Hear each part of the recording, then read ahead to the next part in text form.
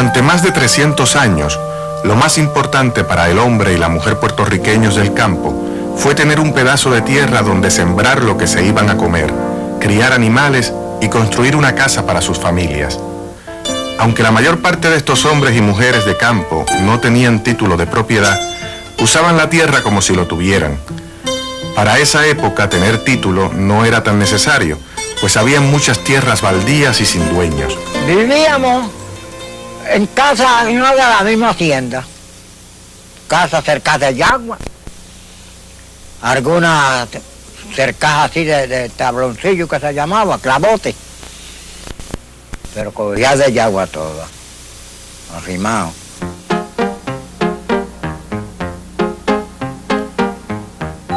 ¿Quién no ha oído hablar de estos trabajadores agrícolas, llamados arrimaos, que sembraron y recogieron el café de Adjuntas, Yauco, Lares, Utuado, Maricao y contribuyeron con su trabajo al prestigio que obtuvo el café de Puerto Rico en el mercado?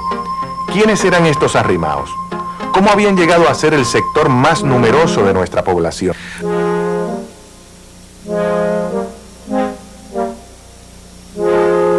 Para el 1870, ya se veía que el café se estaba convirtiendo en el producto más importante para la economía de Puerto Rico.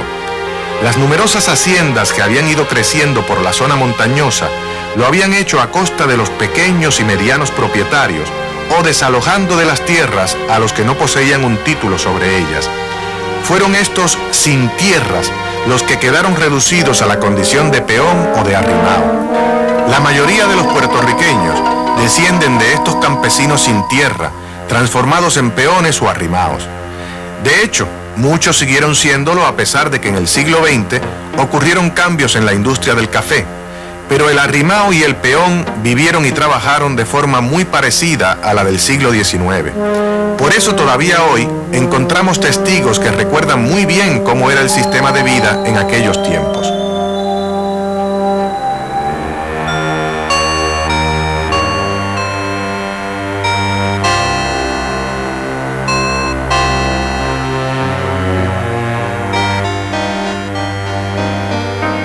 Más grande que había, no tenían más de 20 pies de largo, o menos. Entonces ahí había el cuartito, un cuarto, y la sala. Y la cocina aparte. Y para cocinar, pues hacían la misma ranchera de Yagua, así es, y hacían un fogón de leña para cocinar. Y yo, pues recién casada, vivía en una casita así bien pobre, entonces no se veían nada en la casa que hubiera de lujo, en la casa no se veía nada, ni que ponían excepto nada, así. Y ahí pues lo que tenían adentro era una butaca que se llamaba, que se preparaba, nos lo preparaban nosotros mismos, una butaca o banco, unos banquitos. Y algunos tenían mesas, otros no tenían nada.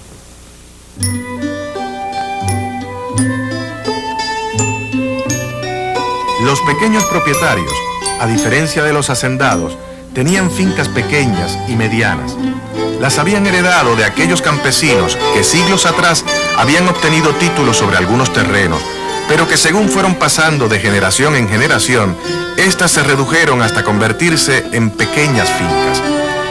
Muchos de estos propietarios tuvieron que entregar sus finquitas en pago a los hacendados por deudas que habían contraído con estos. Para aquellos tiempos era casi imposible vivir sin endeudarse. Pero también hubo quienes negociaron sus pedazos de tierras con otros campesinos iguales a ellos, de modo que siempre hubo entre las grandes haciendas pequeñas y medianas propiedades.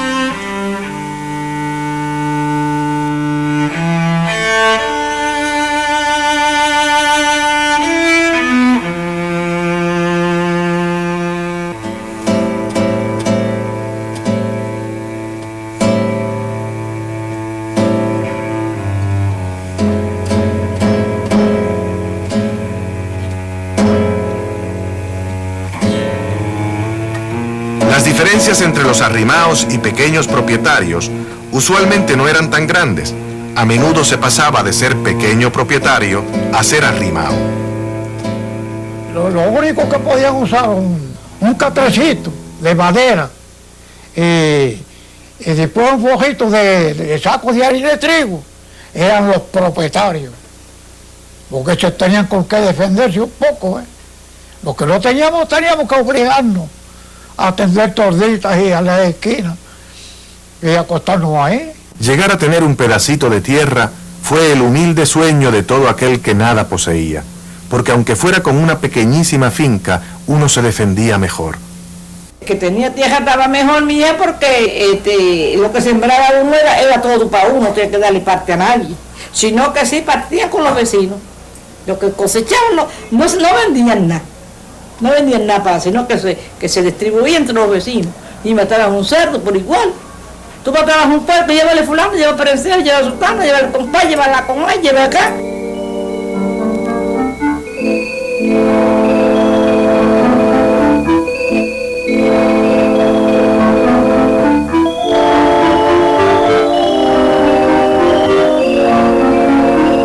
Un ideal y una práctica de mucho valor para los campesinos era mejorar sus vidas, pero compartiendo con los demás. Compartir ayudaba a crear un sentimiento de solidaridad y hacía la miseria menos dura.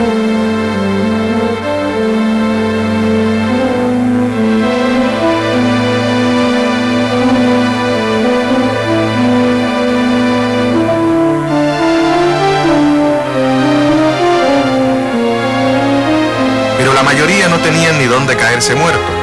Primero, las grandes haciendas los habían dejado sin tierras al apoderarse de estas para extender los cultivos comerciales del café.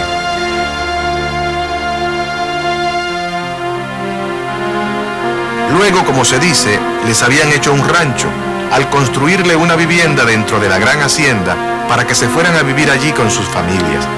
A cambio debían trabajar para la hacienda tanto el hombre como la mujer y los hijos. Así lograba la hacienda retener una fuerza de trabajo estable y barata necesaria para cultivar y elaborar café en grandes cantidades. Y así pasaban a ser arrimados en la tierra del hacendado, el campesino y su familia.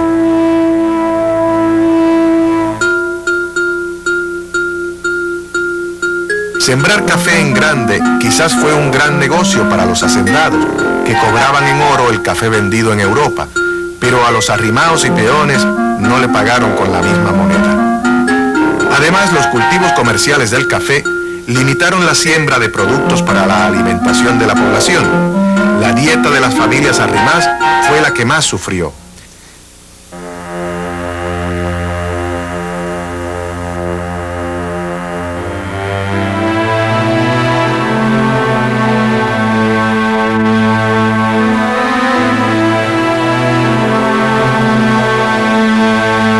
Avanzaba el siglo XIX, las estadísticas demuestran que la población campesina moría cada vez más joven, muchos siendo niños aún. De hecho, para los años 30 del siglo XX, la situación llegó a ser tan terrible que Puerto Rico se convirtió en uno de los países de la América Latina donde proporcionalmente más niños morían al año.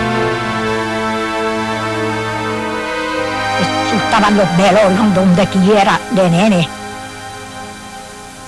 Eso morían muchos nenes, pero como antes no se sabía de qué enfermedad era que moría la gente. En una semana murieron dos de un dolor de cabeza. Y así murieron todos, y así no quedé más que yo, que era el más chiquito. Todos murieron. Entonces, la influenza, cuando caían como pollo. Si eran en la casa, por ejemplo, 10, pues todos 10 caían. Eso es una cosa esa es. Que decían que se pegaba, que sí. Y se morían 2 o 3, en otra carta se morían 2 o 3 más, en otro sitio 2 o 3 más, y no daban abasto a entejar. Antes cuando los niños aquí morían, pues como no se nos informaban al pueblo ni nada, eso hacían aquí y acá mismo lo enterraban.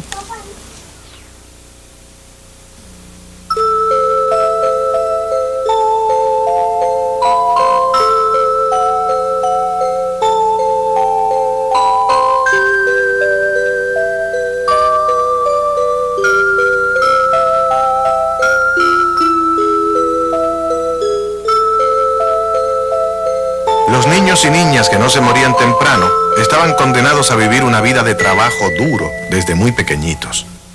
Pues yo el primer trabajo que me recuerdo que hice, de la edad de 8 años, fue cargar cáscara de café de un sitio para otro. Yo fui a coger café con don Antero Castro, ganándome a 7 centavos el almud de café. Yo pequeñita, ¿verdad? Porque te estoy diciendo una edad que yo tenía como de los 5 a los 10 años por ahí. Se comenzaba a trabajar siendo niño, porque la hacienda necesitaba mucha mano de obra. Además, en aquellos tiempos, casi todo se hacía a mano.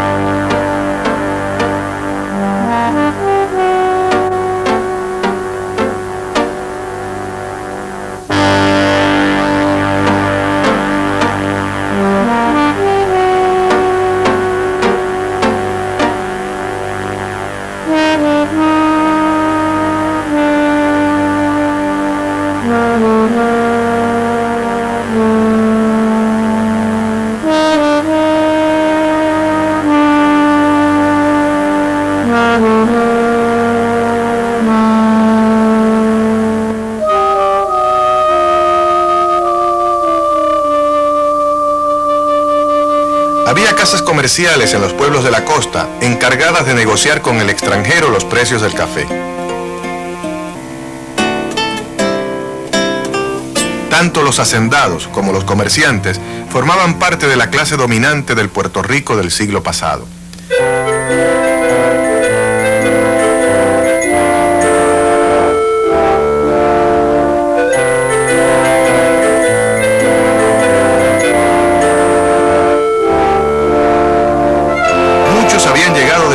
A principios de siglo y lentamente habían logrado establecer sus haciendas o negocios, como sucedió por ejemplo en Lares, Adjuntas, Yauco y Maricao. De hecho, para la época del Grito de Lares, tal parece que muchos hacendados de origen puertorriqueño estaban en proceso de perder sus tierras a manos de esta nueva ola de colonizadores. Esto formó parte del conflicto del Grito de Lares.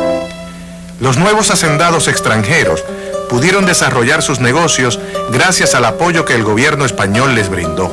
Por ejemplo, se les facilitaba adquirir tierras, se aprobaron leyes que los ayudaban a desarrollar su capital y medidas que les permitían obtener la fuerza de trabajo en condiciones extremadamente ventajosas para ellos. El objetivo era explotar económicamente a Puerto Rico de modo que España se favoreciera. En cambio, los trabajadores arrimaos o peones estuvieron sometidos a un régimen de trabajo de extrema represión y dependencia. En ese mismo siglo, por ejemplo, se habían aprobado reglamentos y leyes como la de la libreta. Esta ley intentaba controlar a todos los trabajadores que vivían dispersos por los montes y llanos. Obligaba a todo aquel que no tuviera tierras o propiedades a emplearse con algún hacendado. Para el año 1849, ya eran muchos los campesinos sin tierra. Cada trabajador llamado jornalero estaba obligado a llevar consigo una libreta donde el hacendado le apuntaba los días que había trabajado, lo que le debía y si se había portado bien o mal. En el 1868, los trabajadores que participaron en el Grito de Lares quemaron sus libretas como acto de protesta contra el sistema de explotación que vivían. Y aunque en el 1873 la libreta fue abolida junto a la esclavitud, los jornaleros continuaron sufriendo métodos de explotación similares. La represión en la vida de los trabajadores campesinos se manifestó de muchas maneras. Si una hija, por ejemplo, un hijo de un hacendado, se enamoraba de un hijo de un pobre, pues ya alguien lo sabía, no se atreve a decirlo, porque si lo decía lo botaban. Entonces, por no perder la casita y perder el trabajo, tenía que quedarse callado. En otras palabras, el rico para el pobre era una pared, que no podía cruzarla, ¿te entiendes? Y se sentía, vivía una vida oprimida. Todos los trabajos mejor que había era para mí. Y eso cuando se quedaba poco, que la vida estaba triste. Y siempre todos los trabajos me tenían para tomar animales, como bueyes, cajetear, domar caballo, mula y todo. Eso era para mí. Pero como yo me gustaba siempre, tenía ese arte de cantar, le gustaba a ellos. Y un día me dio con cantar una vez porque según ellos le perjudicaba y yo no me daba cuenta que me podía perjudicar a mí. Ahí está. Y si un día tu capital se te desapareciera, vivirás en la miseria, estando toditos igual. No cesarías de llorar, no cesarías de llorar, estando ahora arruinado. Y si tuvieras un cuadro de hijos como el que yo tengo, entonces vivirías muriendo debajo de este estrellado. Entonces vivirías muriendo debajo de este estrellado. La canté y desde esa vez no era lo mismo conmigo. Eran malos todos, los corsos españoles eran malos todos, los hacendados, eran todos. Por eso fue que esa gente se hicieron de un capital tan grande, estafando al pobre, acabando con la vida del pobre. A nosotros nos lo vendían un café bueno. Cuando vendían el café, toda esa trilla que se va a botar, eso es lo que lo vendían a nosotros. Entonces cuando se acababa la cosecha daban el café del suelo a media. Y si yo iba y cogía una cuartilla de café, la medía, me tocaba la mitad, pues esa mitad yo no me la podía llevar para casa, tenía que vendérsela a ellos obligados. No me lo permitían que yo me la llevara para casa, para yo tomar. Así era que esa gente se yendo ese capital, robándole al pobre.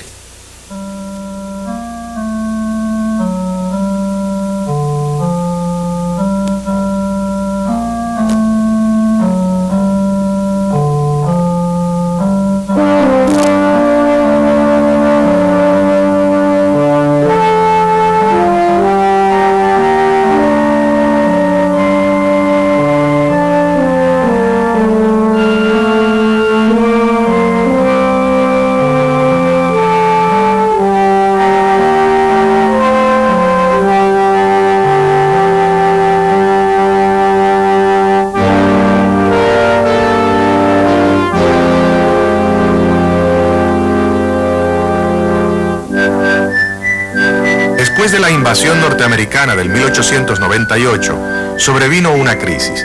Y aunque se fueron los españoles y llegaron los americanos, para los trabajadores del café las cosas no cambiaron, pues siguieron en práctica los viejos métodos de explotación en la hacienda cafetalera, que llegó a convertirse en una especie de trampa para aquellos trabajadores que se quedaron.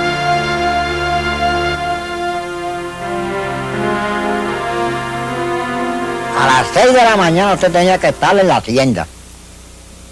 Ahí les ponían el trabajo que ustedes, lo que iban a hacer, porque hacían distintos trabajos. Si llegaba al trabajo y ya estuviera el sol salido, te puede ir, mañana viene. Esa era la idea que tenían los principales de antes, que tenían que ser 12 y 14 horas, según las horas que tiene al día. A las 9 se tenía que, a la hora que le llegara el desayuno, la parva que decían antes, pues se lo comía tragado y pegaba a trabajar hasta que llegara el almuerzo, a la hora que fuera. Unos llegaban más antes, otros llegaban más después. Entonces usted cogía, se tragaba ese almuercito y seguía trabajando. Estábamos trabajando, pues yo trabajaba también, estábamos trabajando, y si llovía a las 3 teníamos la mañana.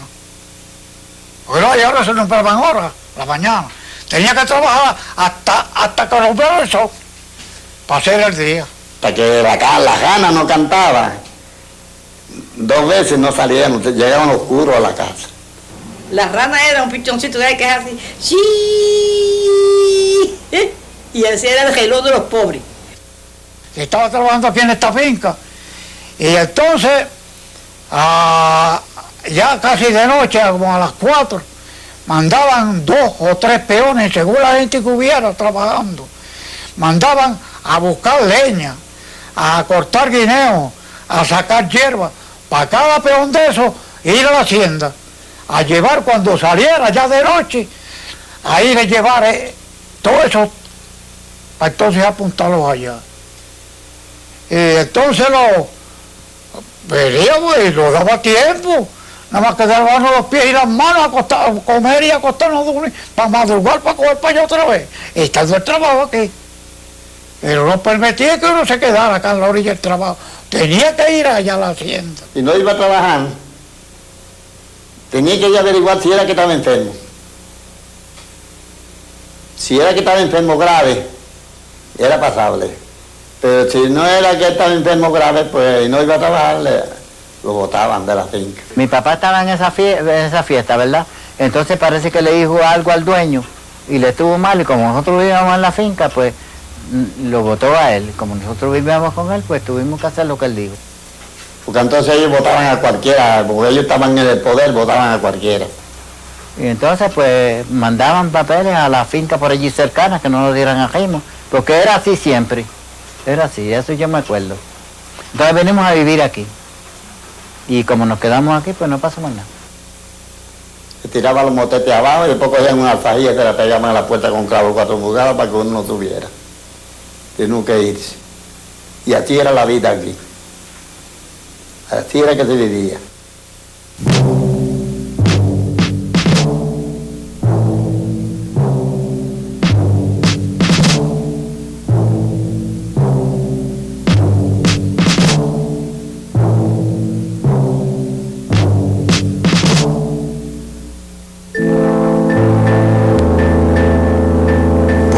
En la calle, sin un techo para su familia y sin un bocado de comida para los hijos, se aceptaban muchas cosas que se sabía eran abusivas, pero contra las cuales no se veía alternativa.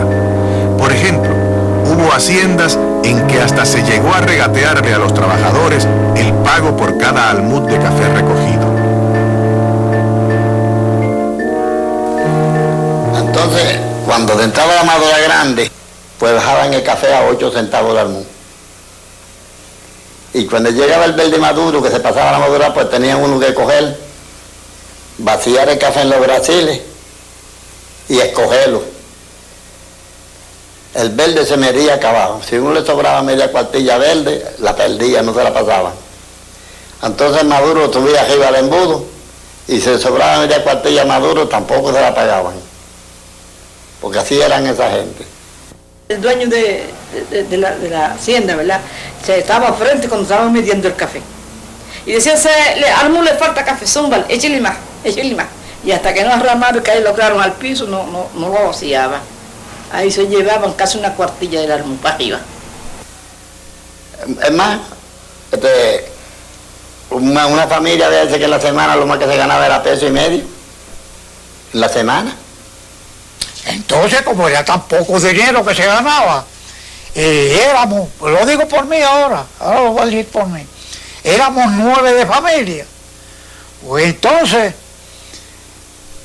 tenía que trabajar el domingo, se iba, entonces le nombraban una tarea, porque el mayordomo no iba a estar ahí para esa persona sola, le nombraban media cuerda de trabajo, para que le hiciera en el día, Y si por casualidad le fallaba un poquito y oscurecía, entonces no le pasaban acá la mañana de trabajo.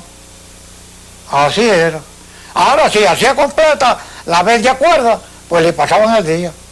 Pues los 9 meses, pues 3 eran de cogida de café. Y entonces, después que se terminaba el café que japaban, los hombres se iban a levantar la finca y arreglarla.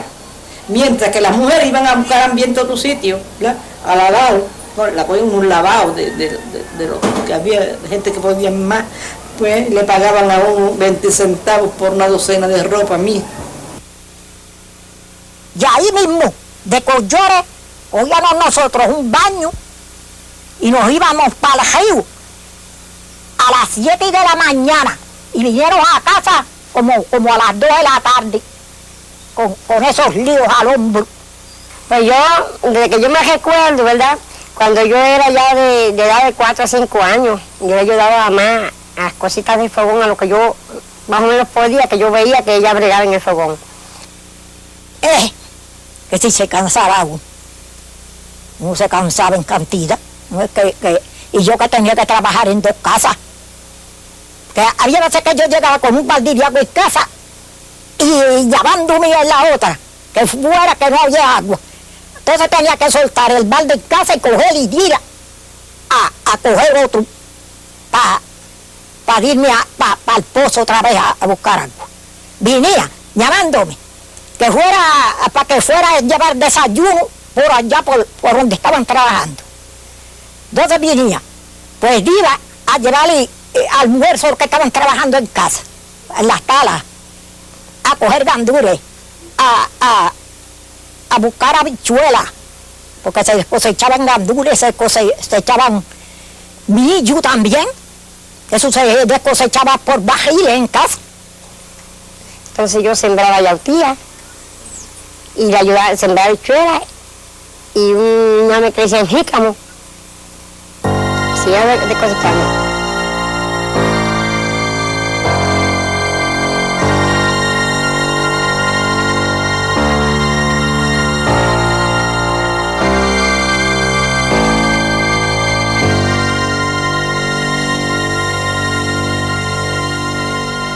La hacienda también limitaba la siembra en talas y la crianza de animales que las familias campesinas acostumbraban a hacer desde siglos anteriores.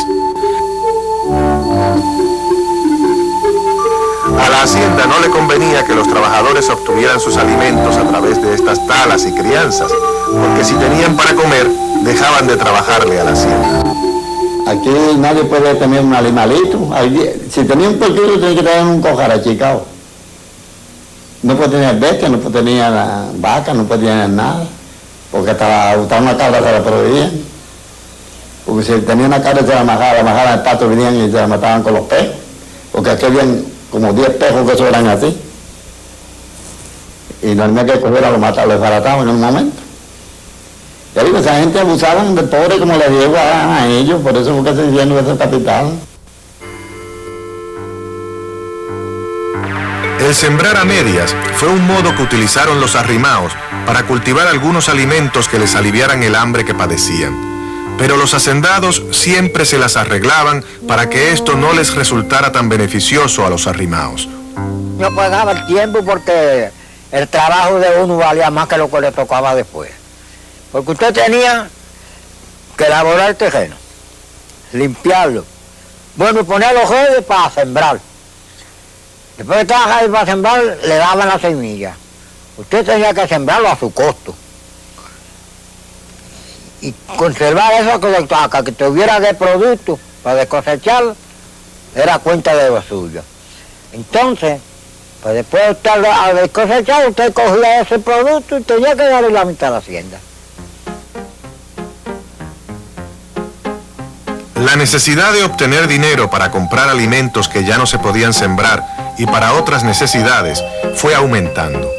Trabajar por ajuste fue una de las pocas maneras disponibles para el arrimao o peón de buscarse algo extra para su economía. Cuando llegaban los tiempos de trabajar por ajuste, que era el trabajo de hierro de la finca, ¿verdad? De machete, ajustaban.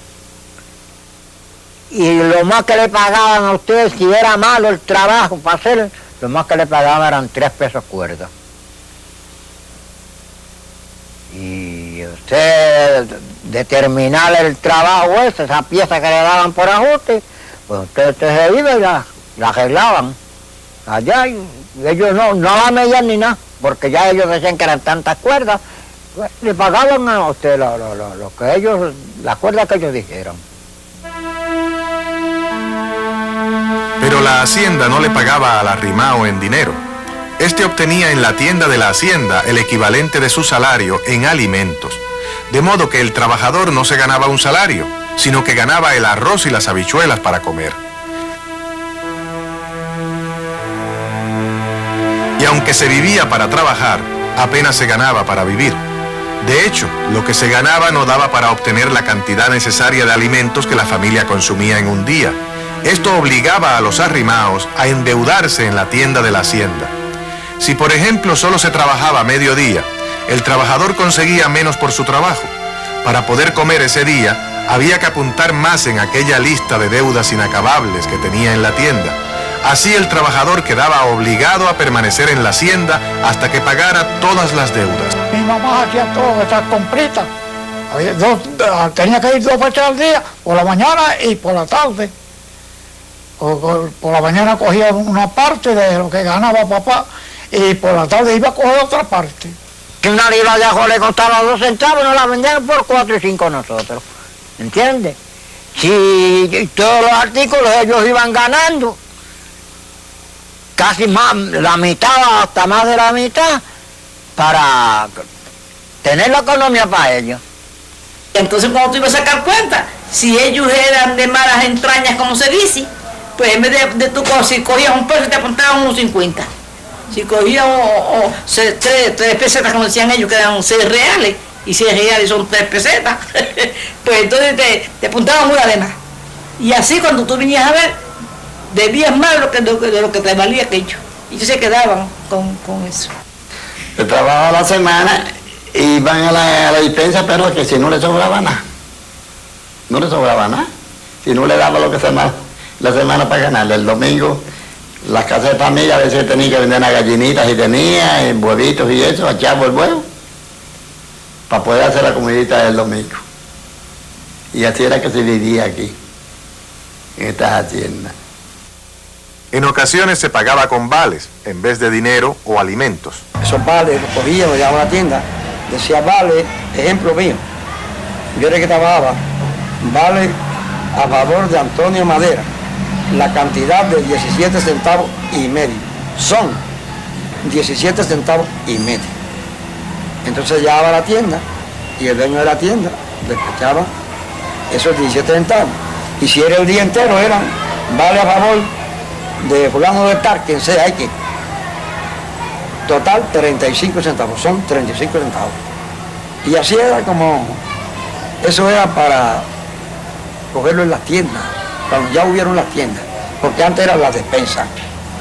Antes habían las cantinas que se llamaban, en la misma hacienda. Entonces los que trabajaban ahí mismo, se hacían las compras. Eso era por turno.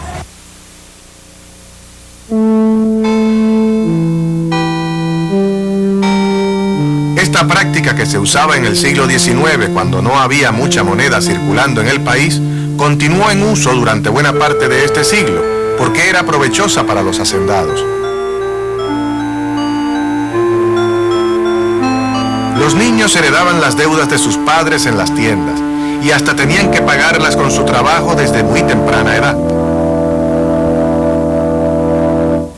Y así tuve como 2 años, ganando 5 chavos. Mamá quedó de ver 150 pesos aquí de cuenta. Y esos españoles no perdían nada, porque eso todo lo cobraban.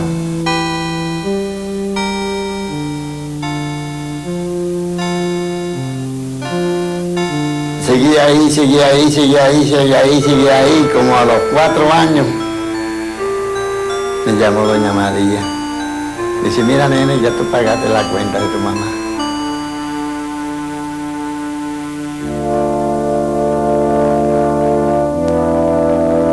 El endeudamiento fue un mecanismo utilizado por los hacendados para mantener su poder sobre los trabajadores arrimados. También fue un modo que usó la hacienda para aumentar sus terrenos, ya que cobraba en tierras las deudas que contraían en la tienda los pequeños y medianos propietarios. El que tenía el precio del terreno de uno, pues se lo quitaban los que tenían en la dispensa por las mismas porquerías que le vendían a uno. Y había veces que por un queso bola y 2 o 3 libras de ajo le embargaban 2 o 3 cuerdas de tejeno al que tenía un par de cuerdas de tejeno. Ellos cogían a ojo lo que le daba gana. Y así, cogiendo todos estos tejenos. Y así se hicieron de muchas haciendas. Después sí que robaron, porque eso fue robado. La vida para un arrimado, pues yo le encuentro que era dura. Era dura porque en realidad pues no tenía nada. No tenía nada. Sí, seguro, era dura, pero al llegar las navidades todo el mundo se alegraba. Entonces todo el mundo se dio a saludar a las casas. Y vamos a llevar Navidad a una parranda de fulano.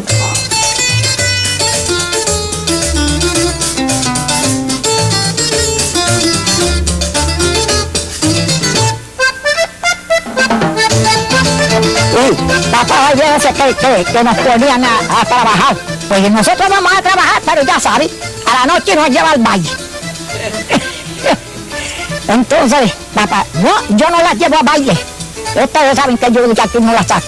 Pues, no, si así nosotros trabajamos, pues también nos tienen que sacar a divertirnos. Es veces que teníamos que sacarle las palabras de la boca. Entonces, cuando le daba a ti, ese que le daba, era bueno con nosotros.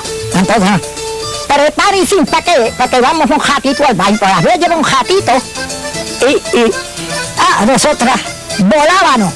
En un momento nos vistíamos y eso, y seguíamos, nos íbamos para el baile. Era que estábamos como hasta medianoche, a veces que estábamos por la madrugada. Y los bailes no se daban nada, María, bien bueno, los bailes. Se daban los bailes que eso. Había veces que salían como como a veces que había unas casas, había veces que en un solo sitio, en un solo barrio, habían 3 bailes, casi pegaditos uno con el otro. Pero era que tocaban unos 4, que suave, María. Resucitaban hasta los muertos, salían de los hoyos. Hasta los muertos salían a bailar.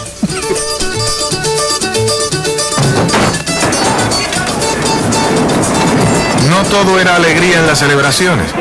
A veces las fiestas terminaban como el rosario de la aurora. El licor se mezclaba con la rabia reprimida que tenían los trabajadores arrimados ante las condiciones de vida. Por eso cualquier gesto, mirada o acto de otro campesino en una fiesta podía ser interpretado como una ofensa que debía responderse con violencia. La víctima casi siempre era otro arrimado. Pues como nosotros salíamos, ¿verdad? Había una promesa y nos convidaban, íbamos. Yo sabía tocar guitarra, no muchísimo, pero sabía tocar guitarra y tocaba güiro y cantaba, bailaba, ya lo hacía todo.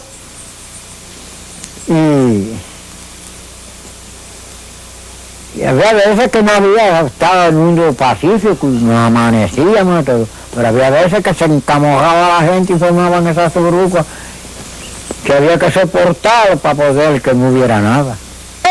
Eso se formaban unas burbujas que se daban palos de todos colores. Sí, antes sí. Y por cualquier cosa tenían una discusión y no era como ahora que es baba. No, entonces era que iba el puño, pescozón o el palo, la puñalada. Ese coraje se alimentaba de las humillaciones que a diario soportaban los arrimados.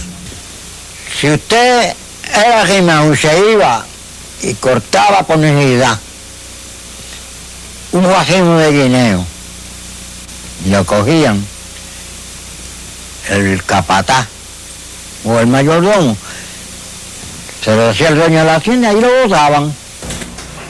Que nadie podía hablar. Tenía que dar cada que no le gustara, irse de la tienda. Lo que tenía que hacer. Desocupar la casa y seguir andando. El que no le gustaba.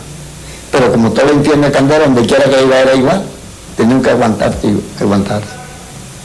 Como estaban todos combinados, todos los dueños de la tienda, pues uno tenía que humillarse, aguantado. Por la necesidad los obligaba. El hambre, la necesidad del hambre los obligaba a tener que aguantar. Porque yo pasé hambre, que en esta casa no cabe. Y ahí no se sentía nada cantando. Para la gente deleitarse y estar más tranquilo, pues el que sabía cantar, seguía cantando y décima en el trabajo. Pero eso de reunirse a hablar algo así, nada, allí no se podía hablar nada. Aunque los trabajadores arrimados tenían muchas razones para luchar y cambiar las injusticias en sus vidas, les fue muy difícil organizarse, porque entre otros factores vivían dispersos por los montes, sin instrucción, sometidos a una terrible explotación y dependientes de la voluntad de los hacendados. Sin embargo, después de la guerra del 98, es decir, la invasión de los norteamericanos a Puerto Rico, se dio otra guerra, la de los llamados tiznaos o las partidas sediciosas. Estos eran grupos de arrimaos y pequeños propietarios que asaltaban las tiendas de despacho para robar comida y quemar los libros donde estaban apuntadas las deudas eternas.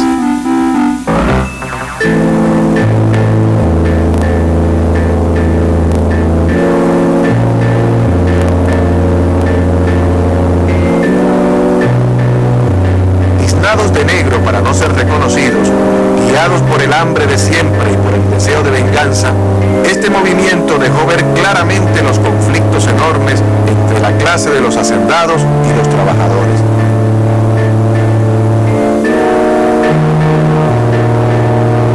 Así se desvanecía la idea de que los trabajadores del café eran sumisos y obedientes, incapaces de luchar por ellos mismos. Durante esos meses de crisis que provocó la guerra del 98, esos mismos trabajadores sabotearon y robaron cosechas de café y atacaron a los hacendados, a sus familias o a los mayordomos.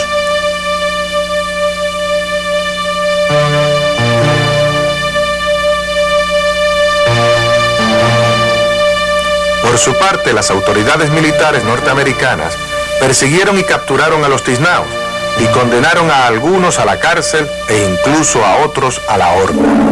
Estos actos de venganza no cambiaron la suerte de la mayoría de los arrimaos cuando llegó el siglo XX.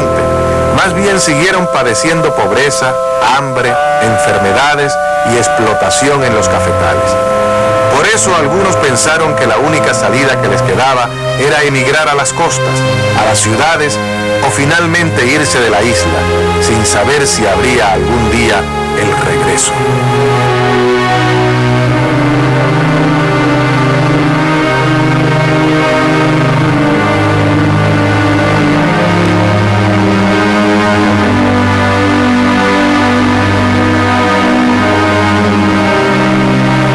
Aquí había un amigo mío, el color de él era un color pálido, eso cantaba lindísimo, y ahí donde precipita el puente ese que está al lado allá, eso era una vega de café, y todo esto, menos esa vega siempre de la malorilla, para las mulas, pero todo el macho era una vega de café dando la vuelta, y donde está el hospital, todo era una pieza de café. Y entramos a trabajar por la mañana ahí, en esa vega, doblado, y en el primer trabajo se ensució una mano, porque todo el mundo se iba a ensuciar esa vega, no había letrina, los que trabajan en la hierbera, la cuadra, las mulas y los brasiles y todo eso, todo el mundo se iba a ensuciar ahí a la pieza de café. Y coge el machete y le da contra una piedra acá abajo, lo hizo cantito. Y se echó una maldición que al día que volviera a coger un machete de sus manos, para jalar unos manos, que de primer tajo le tumbaron un brazo. Y se pareció el muchacho. Y no lo volvimos a ver.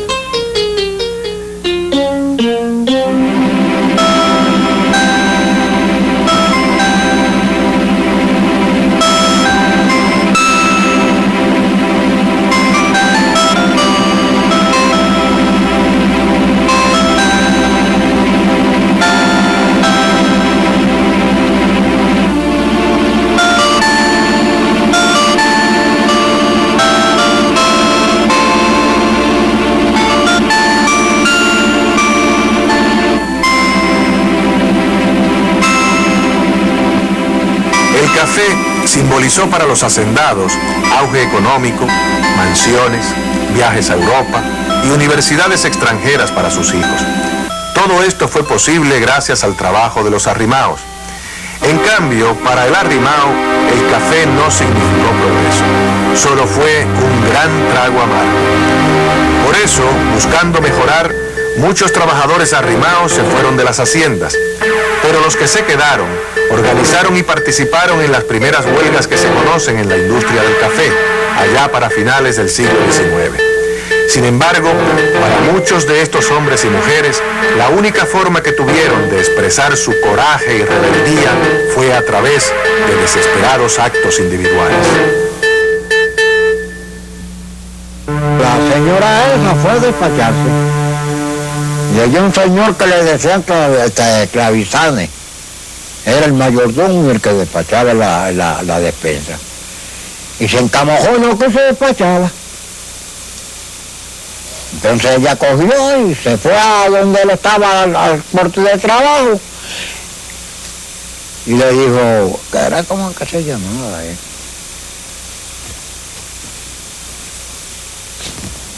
Pancho Soto. Él se llamaba don Pancho Soto. Yo era muchachito cuando eso, pero me recuerdo como ahora. Y le dijo, mira Pancho, no tienes desayuno, ni tienes almuerzo, ni nada, porque fulano de tal no me quiso despachar, hasta que tú no salieras con la tarde. Se rascó la cabeza, cogió el machete y lo amoló. Vino a la hacienda y estaba él todavía allí en la despensa. Y allí mismo no le habló. Jaló por el machete y le dio, le tumbó el cuello. Y ese hombre cogió como más de 100 pies, así por unos plátanos abajo. Cayó muerto allá, me tumbó la cabeza.